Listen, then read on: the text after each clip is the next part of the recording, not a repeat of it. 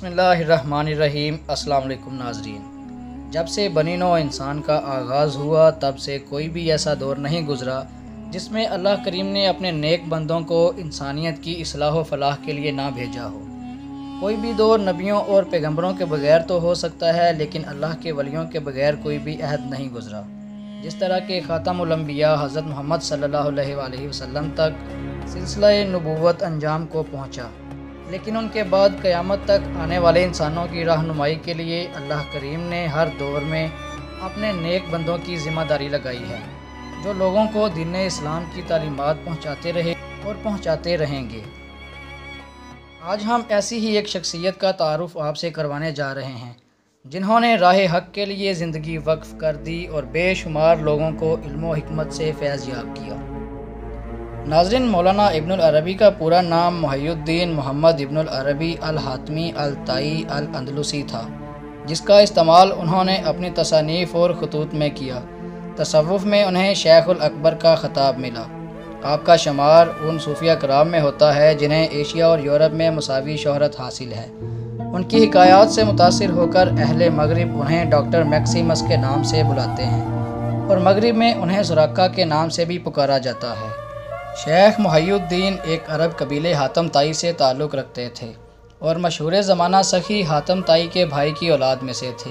17 رمضان المبارک 560 ہجری بمطابق 1165 عیسوی میں اندلس کے شہر مرسیہ کے ایک عرب گھرانے میں آنکھ کھولی۔ ان نسبتوں کی بدولت وہ اپنے نام کے ساتھ الحاتمی الطائی الاندلسی لکھا کرتے تھے۔ شیخ ابن العربی 8 برس کے تھے کہ مرسیہ کے حالات خراب ہونے لگے۔ ان کے والد محمد بن علی اپنے خاندان سمیت موجودہ ملک پرتگال کے دارالحکومت لزبن کی طرف ہجرت کر گئے، جسے اس زمانے میں اشبیلیہ کہا جاتا تھا۔ شیخ ابن العربی رحمۃ اللہ علیہ نے کچھ عرصہ اشبیلیہ میں تعلیم حاصل کی، جس کے بعد ان کے والد کو اندلس کے حاکم امیر ابو یعقوب یوسف کے دربار میں ایک معزز عہدے کی پیشکش ہوئی تو وہ اندلس کے دارالخلافہ لشبونہ میں مقیم ہو گئے۔ تصوف کا سلسلہ آپ کے خاندان میں قائم تھا۔ آپ کے والد حضور غوث اعظم رحمۃ اللہ علیہ کے عقیدت مند تھے، اور آپ کے ماموں ابو مسلم الخولانی ساری رات عبادت کرتے تو ٹانگیں تھک جاتیں، پھر وہ اپنی ٹانگوں کو چھڑی سے مارتے اور کہتے کہ تمہیں مارنا اپنی سواری کے جانور کو مارنے سے زیادہ بہتر ہے۔ ناظرین، شیخ ابن العربی رحمۃ اللہ علیہ ایک دفعہ اشبیلیہ میں کسی دعوت پر مدعو کیے گئے۔ اس وقت ان کی عمر 20 برس تھی، اور اس دعوت میں ان کی طرح باقی رئیس اور عہدے داروں کے بیٹے بھی شامل تھے۔ کھانے کے بعد جام گردش کرنے لگا۔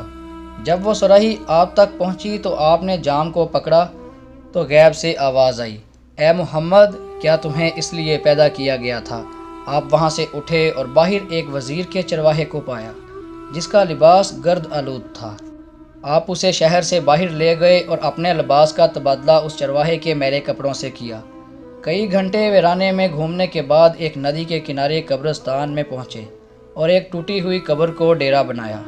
صرف نماز کے اوقات میں قبر سے باہر آتے اور پھر قبر میں بیٹھ کر عبادت کرنے لگ جاتے۔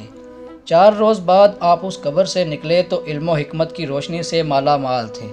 ناظرین، اس کے بعد انہوں نے 9 مہینے اپنے شیخ کے پاس چلا کاٹا۔ آپ نے 1.5-2 سال فوج میں سرکاری ملازمت بھی کی، پھر کسی وجہ سے اس ملازمت کو ترک کر دیا۔ ناظرین، شیخ ابن العربی رحمۃ اللہ علیہ نے 30 برس کی عمر میں اندلس سے باہر سفر کا آغاز کیا۔ آپ نے سب سے پہلے تیونس کے صوفی بزرگ کی کتاب سے تعلیمات حاصل کی۔ سفر کے دوران آپ کی ملاقات ابو محمد عبدالعزیز بن ابو بکر القریشی سے ہوئی، جن کی خواہش پر آپ نے اندلس کے صوفیہ کرام پر ایک کتاب روح القدس تصنیف کی، جس میں تقریباً 55 صوفیہ کرام کا ذکر ہے، جن سے آپ وقتاً فوقتاً فیض یاب ہوتے رہے تھے۔ اس سفر کے بعد واپس اشبیلیہ گئے اور کچھ عرصہ قیام کے بعد مراکش پہنچے۔ مراکش میں انہوں نے مسجد الازہر میں نماز عصر ادا کرتے ہوئے ایک نور دیکھا، جو ہر چیز کو آپ کے سامنے عیاں کر رہا تھا۔ مراکش کے بعد آپ واپس گھر پہنچے تو والد انتقال کر چکے تھے۔ 2 بہنوں کی شادی کی ذمہ داری سے فارغ ہو کر آپ نے سفر کے لیے ایشیا کا رخ اختیار کیا۔ پہلے مصر گئے، وہاں سے بیت المقدس کی زیارت کو پہنچے، اور اس کے بعد مکہ مکرمہ کے سفر پر گامزن ہو گئے۔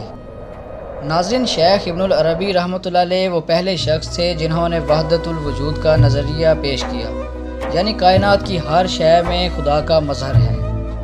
مکہ کے سفر کے دوران ایک روحانی واقعہ پیش آیا تو آپ نے مکہ پہنچ کر 2 سال قیام کیا۔ علم و مذہبی حلقے دیوانہ وار ان کی طرف لپکے۔